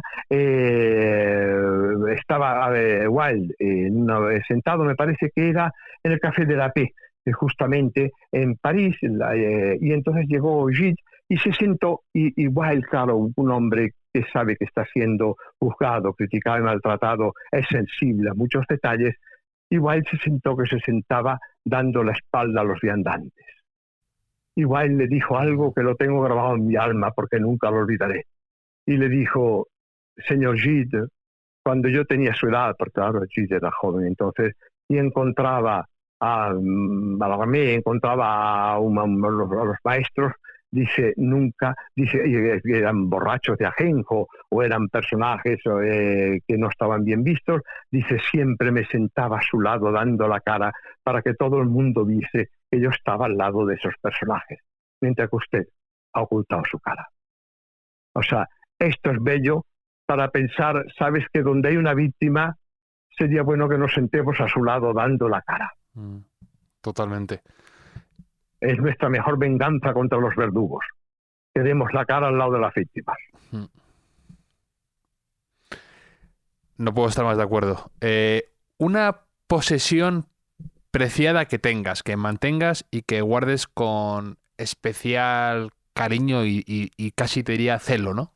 Tengo mi casa tan llena de reliquias, como comprenderás con eso, pero te diría que estos... Te pega mucho recuerdos y vivir rodeado de libros, de ediciones y especiales. Todos ellos con su historia, manuscritos, porque tengo manuscritos. Tengo manuscritos de Zweig, manuscritos de Byron, porque mi primera mujer era descendiente de Byron. Tengo manuscritos de Paul Valéry, tengo manuscritos de Blasco Ibáñez, tengo manuscritos de no sé qué, montones de manuscritos, algunos manuscritos que yo me compraba, ¿ves? Porque eso sí me interesa contarlo, porque si la figura que es que uno va por un sitio, llega a una subasta, se sienta y compra de una millonada un manuscrito. No, mi maestro Zweig sí que tenía dinero y pudo comprarse, tenía canciones de Mozart, páginas de Così fan tutte, manuscritas, el buró, el que tenía en su habitación, el buró en el que tenía el escritorio, en el que tenía Beethoven en la habitación donde murió, donde Beethoven llevaba sus últimas cuentas de deudor terribles, con unos cajones de doble fondo. Bueno, aquella casa que él tenía en Salzburg era maravillosa, la de Zweig, con sus tremendas colecciones de manuscritos. Pero yo compraba, precisamente siguiendo a Zweig, compraba mis manuscritos en Charabé, que estaba en la plaza Fürstenberg. ¿Sabes dónde está el Museo de la Croix? Frente por frente, es un entresuelo, todavía me parece que está escrito el cartel en París, y allí aquello era un paraíso, porque aquello él tenía como estudioso, como coleccionista de autógrafos, el más famoso de Europa, por eso Zweig lo había comprado allí. Desde 1830 este hombre tenía colecciones de autógrafos, él y sus descendientes. Yo conocía a Michel Castin, que era descendiente suyo. Y entonces en ese entresuelo había unos pupitres y allí y todas las paredes llenas de archivos de la A a la Z. Y tú cogías la Z y encontrarías el Zweig. Tú cogías la M, Mozart, Mahler, o sea, los que tú quieras, ¿no? Y entonces allí tú tenías derecho a mirar los archivos y los autógrafos que él tenía. Y cuando él ponía a la venta, tenía un catálogo de ventas que se conocía legalmente en el mundo entero, las bibliotecas, todo el mundo sabía lo que él vendía y tú podías comprar alguno. Claro, yo compré cosas muy significantes, tengo uno de Victor Hugo, para mí es un tesoro, ¿ves? Me decías, es un tesoro. Pues mira, este Victor Hugo es una página recortada, no es ni la página entera escrita donde él lo escribió, que está escrito que dice, señora, lamento no poder asistir al estreno que va a ser de mi obra, Le Roi s'amuse. Le Roi s'amuse es una de las obras de Victor Hugo, que fue la que sirvió de libreto luego para el Rigoletto. Vale, pues porque tenía no sé qué compromiso. Efectivamente está firmado Victor Hugo, pero esa yo lo llevé precisamente a revisar y me dijeron, el propio Chalamet me dijo, no, es que no es barato porque no es seguro que sea de él. Entonces yo me dije, ¿quién puede escribirle? Y no lo había comprado y me dediqué a buscar cosas de Hugo y a hablar con los amigos, hasta que me enteré que Juliette Drouet, que era su amante, con una historia romántica maravillosa, es la que las cosas que eran de poca importancia, ella hacía como si fuese llamar por teléfono, como una secretaria a la que le escribía esos billetes. Y está, por lo tanto, falsificado con la letra de ella, que sabía imitar la letra y la firma de él. Y por lo tanto, en mi casa es un tesoro, porque solamente los estudiosos pueden saber que un loco pueda guardar una cosa con tanto cariño, que es falsa, pero que es falsa, hecha por la mano del amante de un hombre grande. La primera falsificación que incrementa su valor por la historia del Así que hay detrás, ¿no? Así es. Y todo, bueno, y la de Byron es muy curiosa porque Byron es porque, ¿sabes? Al grupo que estaba en el lago Alemán, en Coligny, en Ginebra, cuando escribió la Mary Shelley, todo el grupo aquel con Shelley, y que escribieron el Frankenstein, y Polidori, que era su médico, pues estos se dedicaron a escribir historias de terror, ahí nació el Frankenstein. Bueno, pues entonces, que le hizo la Mary Shelley, pero a Byron le atribuyeron uno que se llamaba El vampiro. Y esta carta que yo tengo, ahí jura y perjura Byron que no ha escrito semejante bodrio, que es el loco del Polidoro, el médico que iba con él, que se dedica a escribir esas tonterías, ¿no? Pues tengo cosas así. Qué maravilla. Y lo bueno de los manuscritos, además, es que es algo maravilloso y que se va a perder ya, es que ves pensando a esos escritores, ¿no? Ves los tachones, ves cómo cambia una frase, cómo elige una palabra en detrimento de otra. Y datos de su vida muy curiosos, Javier. Es que datos muy curiosos, por ejemplo, claro, a obras donde hay datos muy importantes, estas son las que se cotizan más caras. Yo no llego a tener eso en mi casa, pero tengo, por ejemplo, yo tengo una carta también, ¿ves? Una cosa como una carta escrita a máquina de Blasco Ibáñez, donde solamente abajo hay una nota escrita de su puño y letra que dice: perdone que yo no escribo esta carta, que no le escribo esta carta a mano, como es mi costumbre, escribo a una señora, le dice porque estoy enfermo de los ojos y no puedo escribir. Es un dato fundamental porque eran los momentos finales de la ceguera, medio ceguera de Blasco. Entonces, estas cosas. Luego tengo una también muy curiosa, escrita en tinta violeta, de Thierry Louis, el autor de las canciones de Bilitis. Es que yo la había seguido de joven porque me entusiasmaba aquella literatura modernista decadente suya. Y en esa página con tinta violeta, una carta en que está buscando piso. Está buscando un piso para una señora, una amiga argelina. Genial. Cuando yo encontré aquella carta que nadie le había hecho caso, yo pensé, esta carta la quiero. Me la dieron muy barata porque ni Pierre Robert tenía tanto nombre como puede ser un Victor Hugo, un Goethe Y entonces el resultado es que me conseguí la carta. Esto sí, con ciertos sacrificios, porque esto me obligaba a hacer muchas noches de trabajo y hacer muchas cosas, bueno, muchas clases. El resultado es que todos estos personajes y todas estas historias las tengo, y tengo cariño especial porque ya ves que me permiten esto que hemos llamado tirar del hilo, me permite seguir a los personajes. Son muchos. O sea, en todos ellos, cuando leo, voy buscando las pistas. Mira, yo tengo en mi casa, cuando viajo, he viajado también con guías modernas, claro está, cuando tenía que buscar un hotel para que estuviese abierto, pero yo siempre viajo con las guías que eran de mi abuelo, los Baedeker, que eran las antiguas guías de viaje, y allí me encuentro de 1890, por ejemplo. Pues cuando yo voy buscando un café, encuentro allí la dirección, y lo curioso es que muchas veces he encontrado los cafés o los lugares, a veces transformados, no sé, lo que era un café de billares se había convertido en un café sin billares, cosas así, pero voy encontrando comercios que existían al cabo del tiempo. He ido a comprar mis corbatas a Sorbet, la Place Vendôme, que es donde se compraban las corbatas Morán y donde se las compraba Wilde, precisamente. Bueno, este tipo de cosas las he hecho en mi vida porque he ido persiguiendo los lugares donde compraban, donde se sentaban, donde vivían, para buscar lo que queda vivo de un mundo. Yo, es decir, en resumen, no quiero que las cosas mueran. Y como las cosas indefectiblemente mueren, se acaban o van decayendo, hay una manera de salvarlas, es llevarlas en el corazón, buscarlas y perseguirlas. A veces las encuentra uno con máscaras, disfrazadas, como si fuesen otro mundo, otra cosa. Pero ahí están, los lugares mágicos, los parques, los jardines. Así comprende uno el mundo de ayer, así comprende uno el mundo de hoy, porque el mundo de hoy no es más que el hijo del mundo de ayer. Y como decía mi maestro Paul Morán, un día que vinieron, el otro día un amigo decía que se había quedado con este recuerdo que yo le había dado un día hablando de Paul Morán, que eran los días de mayo del 68 que estábamos en París, él estaba mal visto entonces, y De Gaulle lo tenía vetado en la Real Academia Francesa, bueno, unas cosas horribles, mientras había unos motines en las calles y unas cosas tremendas, y entonces recuerdo que una periodista buena, porque era una muchacha lista y buena, jovencita, pero lista y buena, le puso una pregunta que era así un poco impertinente, y le dijo: ¿tiene usted algo que decir a los jóvenes? Como a él le acusaban de ser ya un escritor de modé, un decadente, un snob, un tal. ¿Tiene usted algo que decir a los jóvenes? Y respondió, lo recuerdo porque lo tenía al lado, no lo olvidaré nunca, ni el tono de su voz, y le dijo, dígale usted a los jóvenes que la vejez es el futuro de la juventud. Eso es todo. Pues me parece un cierre maravilloso y perfecto a esta conversación, Mauricio. Ha sido una auténtica gozada. Podría haber estado contigo charlando muchas horas más, porque de verdad que me encanta tirar del hilo contigo, nunca mejor dicho y más apropiado.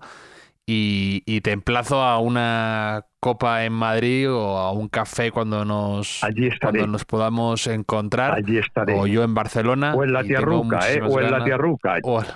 Efectivamente, o en la Tierruca. Y tengo muchas ganas de poder conocernos en persona. Yo también. Y muchísimas gracias por tu generosidad y por tus libros y por todo lo que haces, que de verdad es un honor y un privilegio haber charlado contigo. Te lo agradezco enormemente. Yo a vosotros, yo a ti fundamentalmente, que has sido en este caso el emisario de la carta, y a las personas que tengan la paciencia, la paciencia de seguirnos, de soportarme en mis recuerdos, en mis historias, pero que sepan que si algo yo pudiese darle, en vez de todo el sermón que les he dado, lo que les daría es mi cariño. Un abrazo enorme, Mauricio. Fuerte, Javier, fuerte, muy fuerte. Chao. Chao.